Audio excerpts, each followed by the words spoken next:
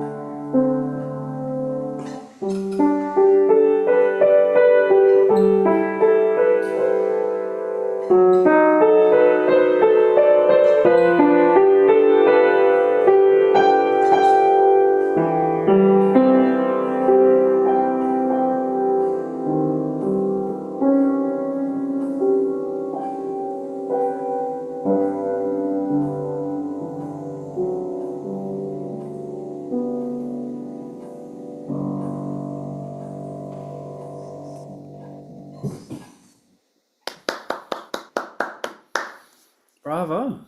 You proud of that? Yeah. Yeah. And it's hands down your personal best performance of this piece.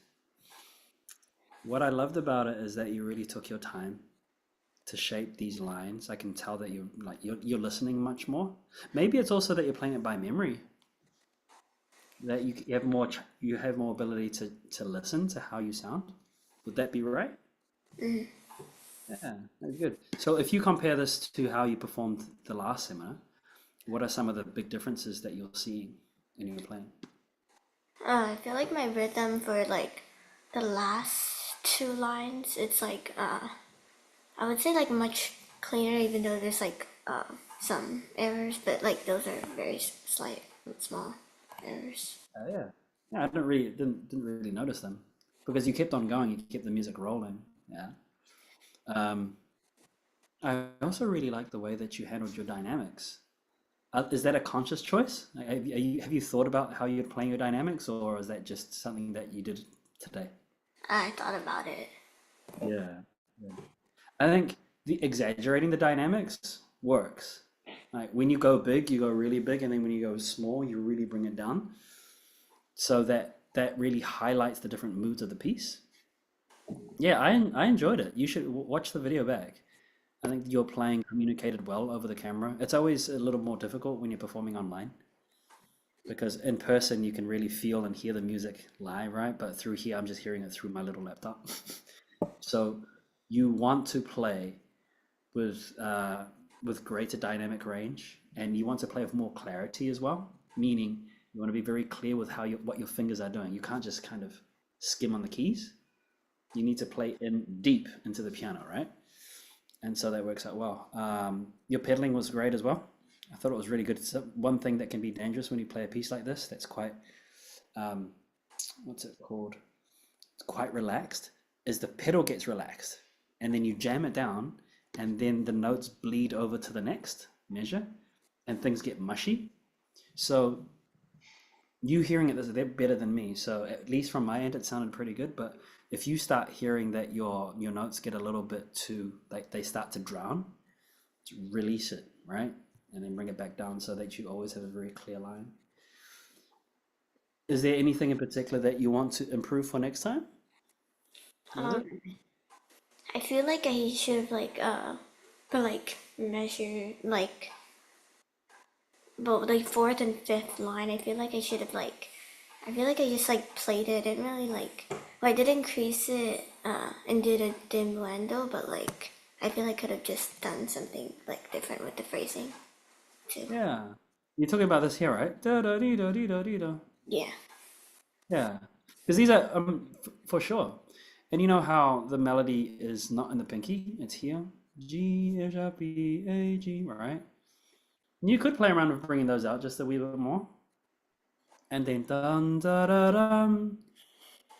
It sounds like a question, right?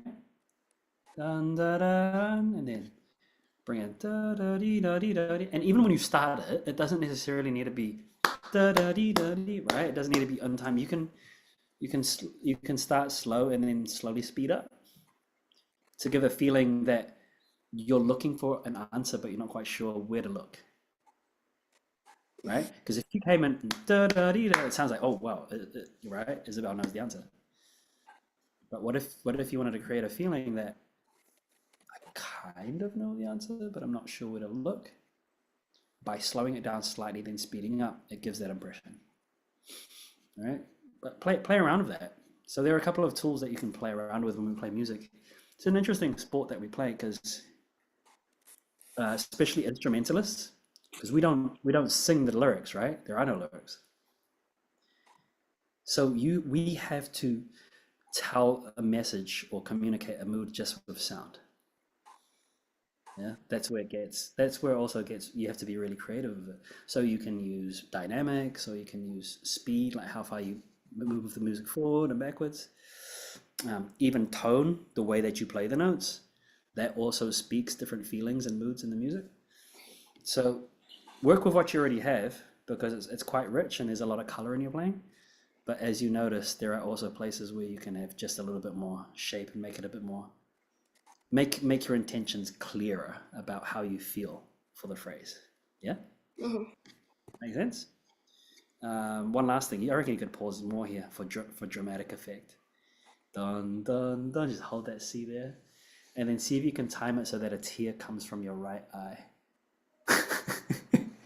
You get to that point, people are like, "Oh my gosh, she's crying," and then you just start again. I was like, "Wow, she's really into her music making." Awesome, excellent. Do you have any questions, or does that give you some ideas to play around with? It gave me ideas to play around with. Excellent. Don't forget, there's no school on Monday, at least for Oak Cliff, but we'll start up again on Tuesday, okay? Okay. All right, have a great weekend. Thanks, Isabel.